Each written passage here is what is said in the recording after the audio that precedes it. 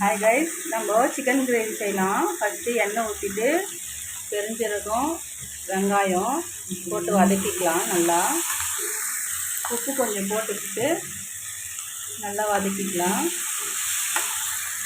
தக்காளி போட்டு வதக்கிக்கலாம். வெங்காயம் நல்லா வதங்கிச்சு, தக்காளி போட்டு வதக்கிக்கலாம். தக்காளி வதக்கட்டும், மூடி வச்சுக்கலாம். லைட்டாக தக்காளி வதங்கினோன்னா இஞ்சி பூண்டு பேஸ்ட்டு போட்டுக்கலாம். நல்லா வதக்கிட்டு மூடி வச்சிடலாம். வாங்க கைஸ், எப்படி வதங்கிருக்குன்னு பார்க்கலாம். நல்ல கிரேவியாக வதங்கி வந்துருக்கு. சூப்பராக தக்காளி வெங்காயம் எல்லாமே எங்கன்னே தெரியல. இப்போ நம்ம சிக்கனை போட்டுக்கலாம்.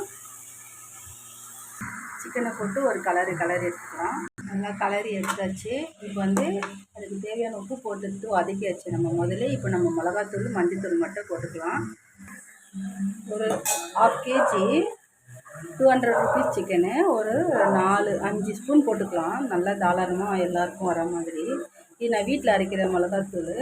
உங்களுக்கு வேணும்னா நீங்கள் இந்த வாட்ஸ்அப் நம்பருக்கு கால் பண்ணுங்கள். ஆஃபர் போயிட்டுருக்கு. 150 ரூபா 1 கிலோ. 900 ரூபா இருந்து இப்போ 850 ரூபா. நான் வேறு எந்த சிக்கன் மசாலா எதுவுமே சேர்க்க மாட்டேன். இதில் வெறும் நம்ம செய்கிற வீட்டு குழம்பு மிளகாத்தூள், பெப்பர் மட்டும் கொஞ்சம் சேர்த்துப்பேன். அவ்வளோதான். என்னென்னா வாட்ஸ்அப் நம்பருக்கு கால் பண்ணுங்கள். 1 ஸ்பூன் மிளகு மட்டும் போட்டு நல்லா அரைச்சி அதில் சேர்த்துக்கலாம். தண்ணி ஊற்றி அரைச்சிக்கலாம். அரைச்சி தண்ணி சேர்க்குறோம்ல, அதில் சேர்த்துக்கலாம். நான் எப்போவுமே பெப்பர் பவுடர்லாம் கூட போட மாட்டேன். நான் வீட்டில் தான் யூஸ் பண்ணுவேன் அரைச்ச மாவு. நான் மிளகாத்தூள்லேயே ஆல்ரெடி நான் 200 கிராம் மிளகு போட்டிருக்கேன். இருந்தாலும் கொஞ்சம் மிளகு போடுவேன், சிக்கன் ஸ்மெல் வரும்ன்ட்டு. ரைஸ் பெப்பரை நல்லா அரைச்சிட்டேன். கொஞ்சமாக பெப்பர் 1 ஸ்பூன் போட்டதுனால அது மசிய மாட்டேங்குது. அதனால் கொஞ்சம் தண்ணி ஊற்றி அரைச்சேன். நம்ம நல்லா போட்டு கிளறிக்கலாம். அவ்வளோதான். நம்ம பெப்பர் போட்டு நல்லா வதக்கியாச்சு. இப்போது சிக்கன்லேயே தண்ணி இருக்குது. கொஞ்சம் தண்ணியும் நம்ம ஆட் பண்ணிட்டோம்.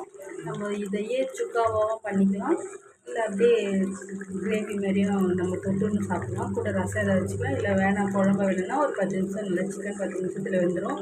வெந்த உடனே ஆஃப் பண்ணிவிட்டு நம்ம சாப்பாடோட பேசி சாப்பிட்லாம்.